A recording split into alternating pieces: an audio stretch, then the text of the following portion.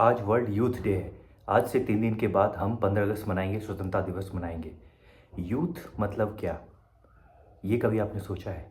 ये जो शब्द है यूथ, इसका मतलब क्या है? क्या इसे केवल उम्र से हम डिफाइन करें? मैं आपको एक हिंदी फिल्म का एक डायलॉग बताता हूँ और उससे आपको समझ में आएगा कि यूथ का सही मायने में सच्चा अर्थ क्या होता है। वो डायलॉग, एक फ़िल्म आई थी गुलाल, उस फ़िल्म से है और उसमें 2 युवा वर्ग के लोग होते हैं और वो संवाद कर रहे होते हैं।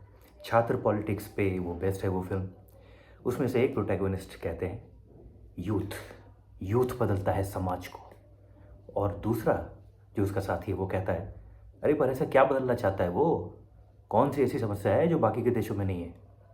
ये जो डायलॉग था, इसमें ही जो 2 विचारधारा है वो इसमें समाहित है। आपको समझ में आ जाएगा कि यूथ का मतलब दरअसल होना क्या चाहिए और ये फ़र्क क्या है, जो युवा सोच और जो एक बूढ़ी सोच जो है उसमें फ़र्क क्या है। एक तरीका देखने का ये है कि यूथ बदलता है समाज को। यूथ मतलब कुछ पावर, कुछ वैसा एक स्ट्रेंथ, एक शक्ति जो ट्रांसफॉर्म करता है स्टेटस को। और दूसरी सोच है, यार क्या बदलना है यार? ऐसा क्या बदलना चाहता है वो? कौन सी ऐसी समस्या है जो बाकी के देशों में नहीं है? जो चल रहा है ठीक ही चल रहा है। हमारे और आपके रहने से नहीं रहने से कुछ ख़ास फ़र्क पड़ेगा नहीं। दुनिया हज़ार साल से, लाखों साल से पहले भी चल रही है, आगे भी चलेगी। और ऐसा क्या बदलना है? ठीक है, जो है उसमें हम संतुष्ट हैं। और दूसरी सोच है कि नहीं, बदलना है, जो है उसे बदलना है। यूथ बदलता है समाज को। तो ये डायलॉग मैं बोला नहीं, क्योंकि मुझे लगता है कि यूथ का मतलब हमें यही समझना चाहिए कि स्टेटस को जो है ना, उसे स्वीकार नहीं करना, उसे एक्सेप्ट नहीं करना है। स्टेटस को बदलने की दिशा में एक प्रयास वो यूथ ही कर सकता है। देखिए, बचपन में यूथ का मतलब सिर्फ एनर्जी और ऊर्जा नहीं है, जैसे हम लोग समझते हैं कि एनर्जी है, ऊर्जा है, आंदोलन किया, तोड़फोड़ किया। ऊर्जा, एनर्जी यूथ से ज़्यादा बचपन में होती है, लेकिन बचपन में वो विजडम नहीं होता। बुढ़ापे में विजडम बहुत होता है, लेकिन वो ऊर्जा नहीं होती। तो यूथ एक ऐसा इंटरेस्टिंग एक मिड पॉइंट है इंटरसेक्शन पे, बचपन और बुढ़ापे के बीच में, जहाँ पे अगर आप विजडम से अपनी एनर्जी का प्रयोग करें तो आप स्टेटस को बदल सकते हैं, ट्रांसफॉर्मेशन ला सकते हैं। इसीलिए यूथ बदलता है समाज को। तो ये, अब सवाल ये है कि वो स्टेटस को देखने का आपका नज़रिया क्या है। हमारी समस्या ये है कि हम स्टेटस को में संतुष्ट हो जाते हैं। ओलंपिक में इतने मेडल आ रहे हैं, ठीक है, 2-3 मेडल अभी आ गए, बहुत अच्छी बात है, खिलाड़ियों को सर पे चढ़ा दिया। जो चल रहा है, तारीफ़ कर रहे हैं, सोशल मीडिया पे लड़ाई कर रहे हैं एक दूसरे के लिए, एक दूसरे के फ़ैन बन के। हमें ये ख़राब नहीं लगता कि हम रिपब्लिक ऑफ मोल्डोवा से एक पीछे हैं शायद, कोसोवो से 1-2 स्थान आगे हैं, लिथुआनिया के एक स्थान पीछे हैं, 71वें पोजीशन पे हैं। जब तक ये हमें ख़राब नहीं लगेगा, till the time it hurts us, there won't be an improvement. और यूथ की पहली सीढ़ी जो है वो यही है कि पहले something has to hurt you, only then, तभी स्टेटस को बदलेगा। क्या हमें बुरा लगता है, वो बात चुभती है कि नहीं ये बदलना चाहिए, ये जो चल रहा है ऐसा नहीं होना चाहिए, वो बदलना चाहिए। वो तभी आएगा जब आलोचना की माइंडसेट हमारे अंदर होगी, एक सेल्फ क्रिटिक की भावना होगी।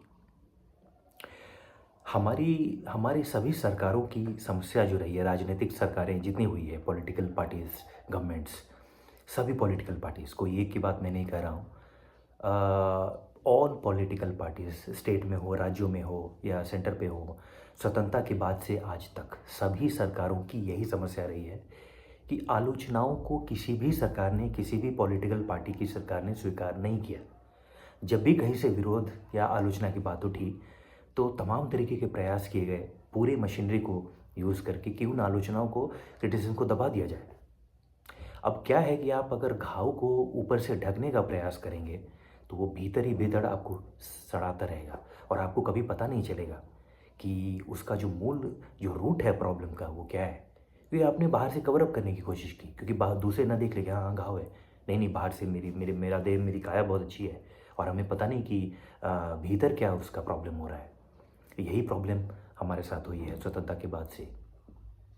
ये लोग कहते हैं कि नहीं नहीं, जो सवाल उठा रहे हैं, जो आलोचना कर रहे हैं, इनके इरादे ठीक नहीं हैं, ये डिस्टेबलाइजिंग फोर्सेस हैं।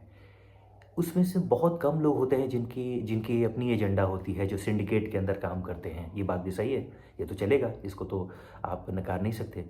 लेकिन अधिकांश लोग ऐसे भी होते हैं जो सही नीयत के साथ केवल एक विरोध के स्वर में बात करना चाहते हैं, ताकि सिचुएशन जो है, स्टेटस को जो है वो सुधरे, उसमें इम्प्रूवमेंट आए। लेकिन वैसे लोगों को भी कैटेगोराइज कर दिया जाता है सभी सरकारों के द्वारा विरोधी खेमे में कि ये इनको किसी तरीके से इनको हटाया जाए रास्ते से, और या तो उन्हें उनकी आवाज़ को दबा दिया जाए जैसे भी। और सरकारों के पास ऐसे तंत्र हैं।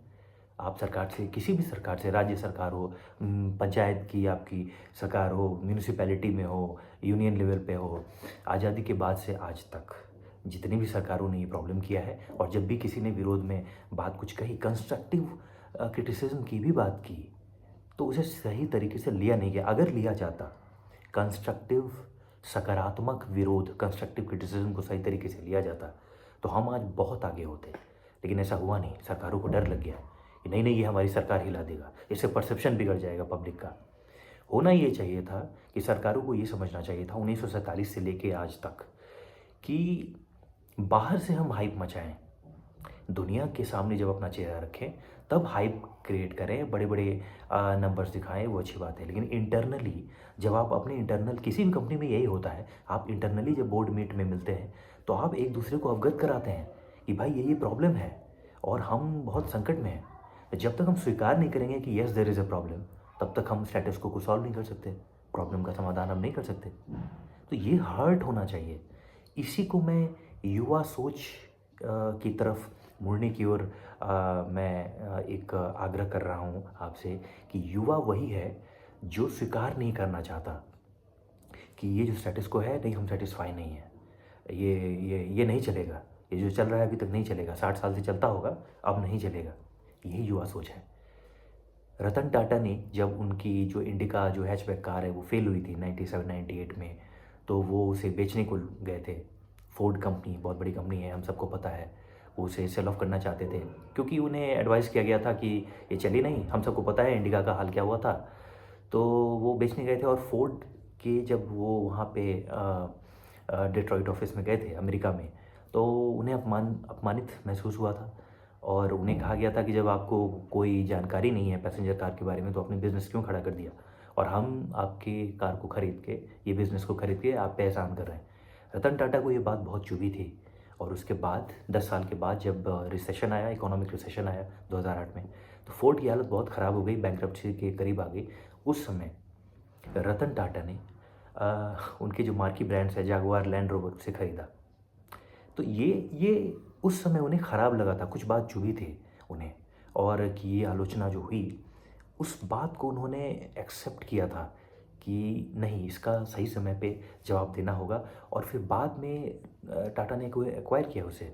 उसी तरीके से मैं फ़िल्म जगत का एक उदाहरण देता हूँ कि 1960 के दशक में बी.आर. चोपड़ा साहब कांस फिल्म फेस्टिवल में जब गए थे तो भारतीय फिल्मों का काफ़ी मजाक उड़ा था कि भारतीय जो फिल्में हैं वो उनमें नाच गाने होते हैं, 3-3 घंटे की लंबी फिल्में होती हैं, कोई प्लॉट नहीं होता है, एक ही मसाला फिल्में बनाते हैं यहाँ पे।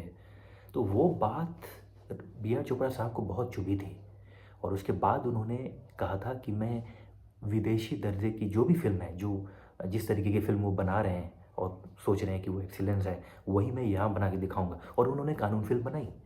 वो जो कानून फिल्म है वो बहुत, आई थिंक 2 घंटे की फिल्म है, उससे भी कम। उसमें कोई गाने नहीं है और एक मर्डर प्लॉट पे बेस्ड है, एक मिस्ट्री पे बेस्ड है, और वो उसी तरीके की फिल्म है। तो कहने का मतलब ये है कि जब भी कोई बात आपको सही मायने में आपको जब चुभती है, उस आलोचना को आप स्वीकार करते हैं, तभी आप स्टेटस को बदलने की दिशा में कोई कदम उठा सकते हैं। समस्या हमारी ये है कि ओलंपिक में हमें बुरा लगता नहीं कि पिछली बार 7 मेडल आए थे, इस बार 6 आए, कोई बात नहीं, ठीक है यार। मतलब हमें इस बात से फ़र्क पड़ता नहीं कि ओलंपिक में मेडल टैली से शक्ति प्रदर्शन भी होता है। पूरी दुनिया में वही देश हैं जो टॉप डेवलपमेंट नंबर्स जिनके होते हैं, वही देश ओलंपिक में टॉप 3 में रहते हैं। रशिया ने इस बार पार्ट लिया नहीं, अमेरिका, चाइना। अमेरिका तो कभी टॉप 2 से बाहर गया नहीं। चाइना, आप देखिए इस बार चाइना ने सबका मुंह बंद कर दिया। इसका असर होता है, अगर आपको लगता है कि इंटरनेशनल रिलेशंस पे इसका असर नहीं होता कि आप ओलंपिक में कोई देश टॉप कर रहा है, तो नहीं, ऐसा होता है। तो ये यूथ का मतलब वो है कि स्टेटस को हम एक्सेप्ट नहीं कर सकते। कुछ हमें बुरा लगता है तो हमें उसे बदलना है और उस दिशा में एक कदम आगे बढ़ाना है, जो भी हम कर सकते हैं। और वही वही बात फिर वहीं घूम कर आ जाती है। एक सोच ये है कि क्या बदलना है। वो डायलॉग बहुत अच्छा था उस फ़िल्म का, इसलिए मुझे वो आज तक याद है। कि वो मज़ाक उड़ा रहे हैं कि जो प्रोटैगोनिस्ट हैं उसमें अभिमन्यु सिंह है शायद, ऐसा क्या बदलना चाहता है वो। और दूसरी तरफ ये वो जो दूसरे कलाकार हैं वो कह रहे हैं कि यूथ बदलता है समाज को, यूथ। तो वहाँ पे एक होप है, एक एक ऊर्जा है और एक जज़्बात है। और यहाँ पे दूसरी तरफ वो एक पेसिमिज़्म है। तो यही ऑप्टिमिज़्म और पेसिमिज़्म, आशावाद और निराशावाद के बीच ये जो संघर्ष है, इसी के बीच हमें चुनाव करना है कि हमारा यूथ जो हो आज या आने वाले समय में किस तरफ हो। हमारी हमारे लीडर्स जो हुए, एटलीस्ट पॉलिटिकल और सोशल लीडर्स, उसमें से बहुत कम ऐसे लीडर हुए जिन लोगों ने हमें सही रास्ता दिखाया, क्योंकि उन्हें आलोचनाएँ ही पसंद नहीं हैं। उन्हें लगता है आलोचनाएँ से बात बिगड़ जाएगी, उनकी सरकारें हिल जाएगी, उनकी नींव हिल जाएगी और प्रॉब्लम हो जाएगा, जबकि ये उनकी भूल थी। आज़ादी के बाद से आज तक सभी सरकारों की भूल थी। आलोचनाओं से बात नहीं बिगड़ती, उनका ही भला होता। उनकी सरकारों को और भी संख्या बल वो सुदृढ़ होता उनसे, और नंबर्स आते अगर वो आलोचनाओं को स्वीकार करती। अगर कोई भी सरकारें अगर जनता के पास कहती कि हाँ हम फेल हो गए इस 5 साल में, नहीं हटा पाए हम गरीबी महंगाई जो भी है, लेकिन वो होता नहीं, क्योंकि आलोचना को हम स्वीकार करने से डरते हैं। खैर, वो एक अलग विषय है। लेकिन 15 अगस्त आने वाला है 2-3 दिनों के बाद, और आज जो यूथ डे है, ऐसे तो हम अपना यूथ डे 12 जनवरी को मनाते हैं, लेकिन आज वर्ल्ड यूथ डे है। तो ये आवश्यक है कि हम यूथ की परिभाषा को समझें। यूथ केवल एक एक एज का नाम नहीं है कि आप 20 से 35 के समय आप यूथ हैं। आने वाले समय में आप देखेंगे कि फ़िटनेस लेवल लोगों का बढ़ेगा, बढ़ ही रहा है। आने वाले समय में 40-42 के लोगों को देखकर आपको लगेगा नहीं कि वो 24 के हैं या 42 के हैं। तो एज का इससे कोई लेना-देना नहीं है।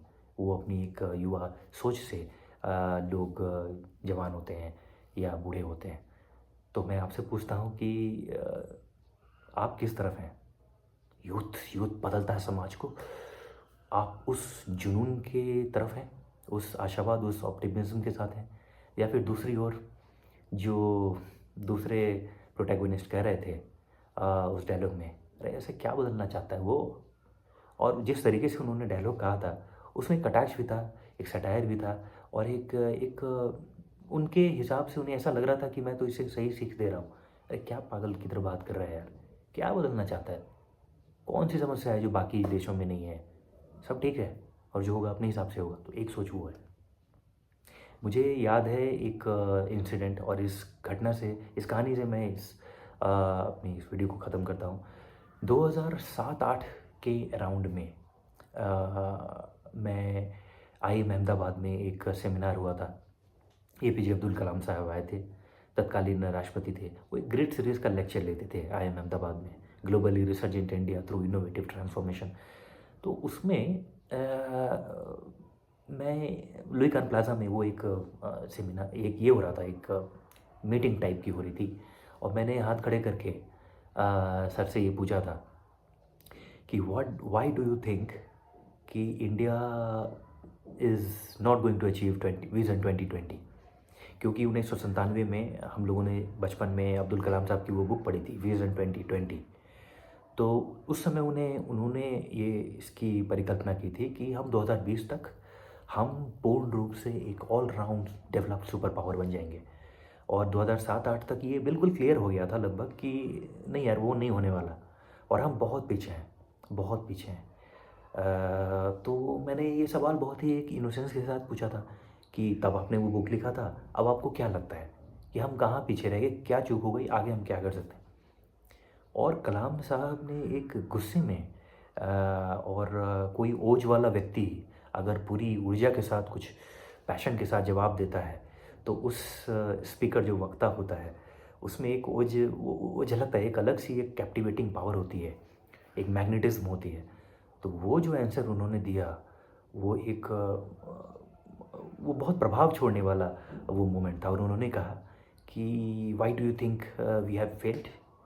और उन्होंने पूछा कि वो मेरे से नहीं कह रहे थे, मेरे थ्रू सभी ऑडियंस के लोगों से कह रहे थे कि youth of India should not speak like this.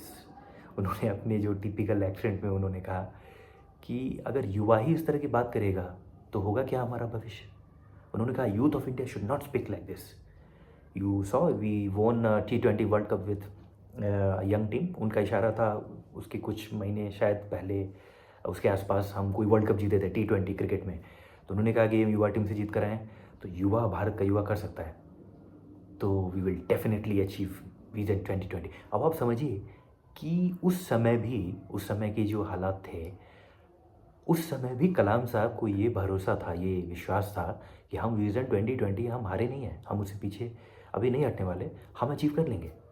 इसे मैं युवा सोच कहता हूँ, युवा यूथ मैं इसे कहता हूँ। और वो व्यक्ति 75-80 साल का था उस समय, कम से कम 70-75 साल के तो थे ही। तो युवा मैं उसे समझता हूँ कि वो तब भी ये मान रहे थे कि नहीं, विजन 2020 जो मैंने कहा था 96-97 में, अभी भी हम अचीव करेंगे, क्यों नहीं करेंगे। और तब तक 10-12, उन्होंने कहा 10-12 साल बचे हैं, आप कैसे कह रहे हो कि हम फेल हो गए हैं। यूथ को ऐसी बात नहीं करनी चाहिए। तो हालांकि हम नहीं अचीव कर पाए विजन 2020, लेकिन वहाँ पे जो हम फेल हुए, हमें विजन 2047 तक उसे पूरा करना है। और यही सही मायने में सही ट्रिब्यूट भी होगा कलाम साहब को। लेकिन वो इंसिडेंट मैं भूला नहीं। और वही मैं समझता हूँ कि हम सभी लोगों को यूथ के बारे में वही एक संकल्प लेना चाहिए कि we will not give up. जो स्टेटस को है, हमें उसे चेंज करने की दिशा में बढ़ना है। अब उसके तरीके अलग हो सकते हैं, उस पर हम डिबेट करेंगे। सभी एक जैसे नहीं होते, सबका दिमाग एक जैसा नहीं होता, अलग अलग लाइन ऑफ थॉट से सब आते हैं। तो हम आपस में हम इस पे मिल बैठकर तर्क वितर्क करके आगे बढ़ सकते हैं, लेकिन हम बढ़ेंगे। स्टेटस को स्वीकार नहीं करना। एक जो ऐड आता था ना टेलीविज़न पे, डोंट बी संतुष्ट, वही है कि यूथ मतलब डोंट बी संतुष्ट, बदलना है। यूथ बदलता है समाज को।